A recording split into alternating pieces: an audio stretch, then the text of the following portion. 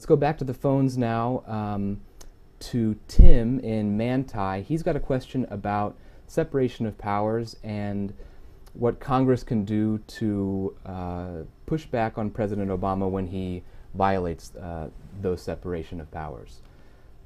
Tim, are you there? Yeah, I'm here. Hi, Senator. Hello, Tim. You hear me?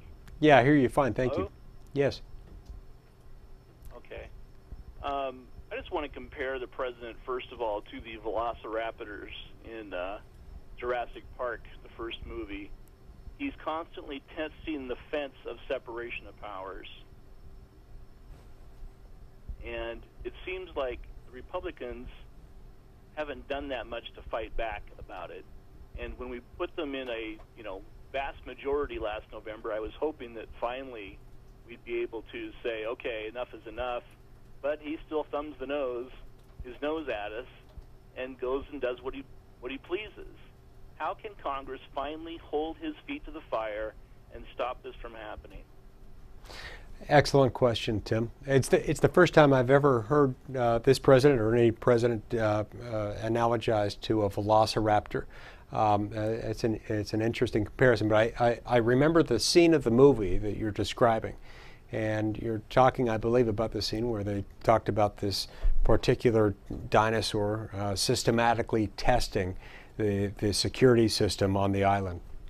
So your question is about how can Congress protect power that belongs to the people, power that perhaps this president and maybe other presidents before him have taken from the people, power that belongs to the people and not to the presidency. There are a couple of ways that Congress can protect itself and can protect the American people from executive overreach. One method involves impeachment and removal. And let's face it, Tim, in this Congress, with this president, that's not going to happen. But there's another method. There's another way that Congress can protect the American people, and that's through the power of the purse. Congress can, and I believe should, withhold funding from any program in which the President of the United States overreaches, in which the President of the United States takes power that doesn't belong to him and uses it without authorization from the law or from the Constitution. It's also important for us to enact reforms like the REINS Act. The REINS Act is a bill that's been introduced in the Senate. Rand Paul is the original sponsor. I'm an original co-sponsor of that.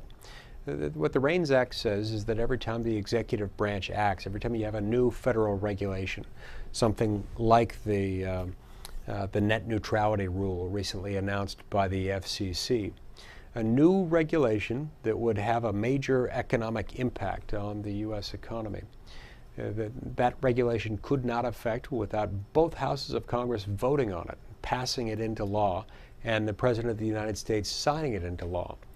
It's really important that when we make changes to our law that we have people, men and women, who are elected by the American people, who can stand accountable to the American people for changes in the law.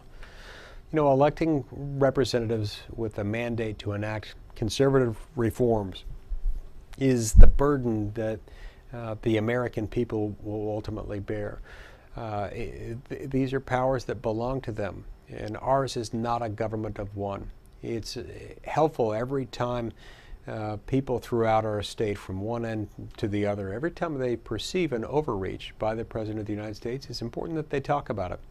And it's important that they communicate that to their elected representatives in Washington. And I appreciate you raising this question with me tonight. I take that as yet another data point and yet another indication that we need to be very mindful of executive power. And I want to make one thing very clear. These issues are not unique to the Democratic Party. We have had Republican presidents overreach in the past as well. And in the future, I suspect that there will always be a risk of presidents, whether they're Republicans or Democrats or members of some other political party or perhaps independents. Future presidents are also going to be tempted from time to time to abuse their power, to take more than the Constitution or the law gives them. Every time that happens, It's very important for members of Congress, regardless of their party, regardless of what other ideology they may share in common with the President of the United States. It's very important for members of Congress to push back against that.